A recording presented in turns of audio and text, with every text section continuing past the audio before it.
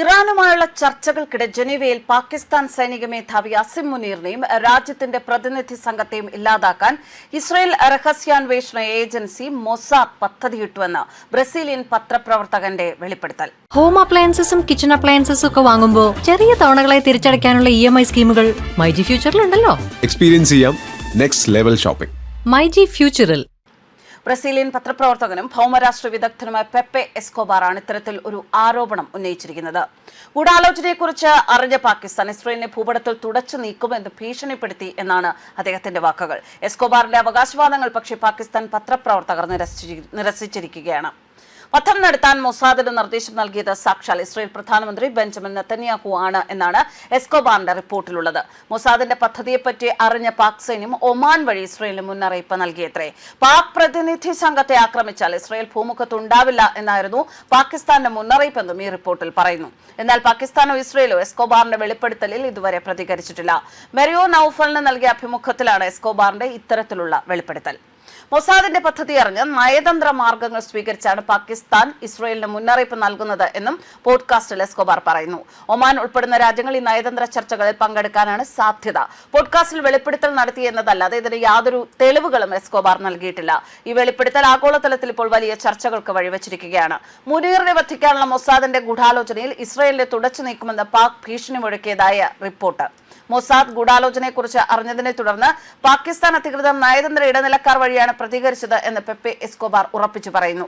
പാകിസ്ഥാനികൾ പതിവ് ഇടനിലക്കാർ വഴി നേരിട്ട് സന്ദേശം അയച്ചു. ഈ സാഹചര്യത്തിൽ ഒമാൻ ഇസ്രായേലിന് നേരിട്ട് സന്ദേശം അയക്കുമെന്ന് താൻ പറയുന്നു എന്നാണ് എസ്കോബാറിന്റെ വാക്കുകൾ.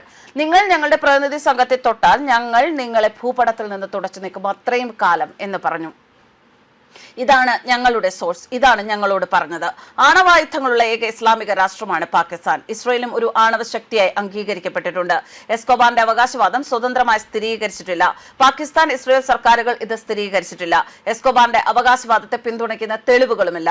വാഷിംഗ്ടണും ടെഹ്റാനും തമ്മിലുള്ള സംഘർഷങ്ങൾ കുറയ്ക്കുന്നതിനുള്ള ശ്രമങ്ങളുമായി ബന്ധപ്പെട്ട നയതന്ത്ര ഇടപെടലുകളിൽ പാകിസ്ഥാൻ പ്രതിനിധി സംഘത്തെ പ്രധാനമന്ത്രി ഷഹബാസ് ഷെരീഫ് നയിച്ചതിന് ദിവസങ്ങൾക്ക് ശേഷമാണ് മുനീറിന്റെ കൊലപാതക ആരോപണം ഉയർന്നുവന്നത്.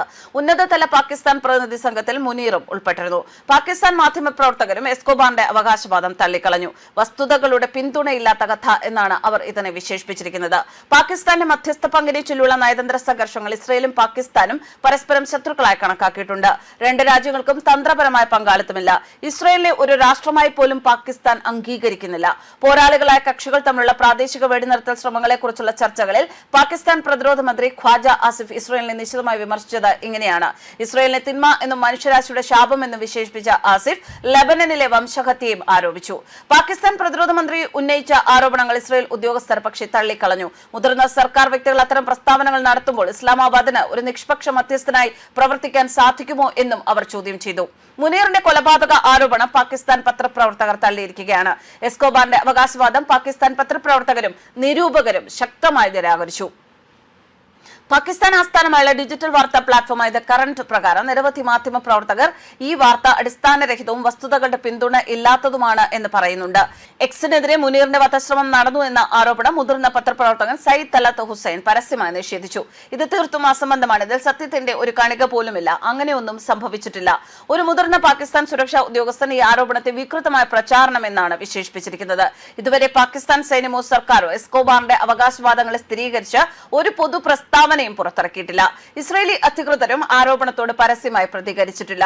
ഔദ്യോഗിക സ്ഥിരീകരണമൊന്നുമില്ലാത്തതിനാൽ കൊലപാതക ഗൂഢാലോചന നടന്നതായി ആരോപിക്കപ്പെടുന്ന വാദം ഇപ്പോഴും ഓൺലൈനിൽ പ്രചരിക്കുന്ന തെളിവില്ലാത്ത അവകാശവാദം തന്നെയാണ്. ന്യൂസ് ഡെസ്ക് കർമ്മ ന്യൂസ്.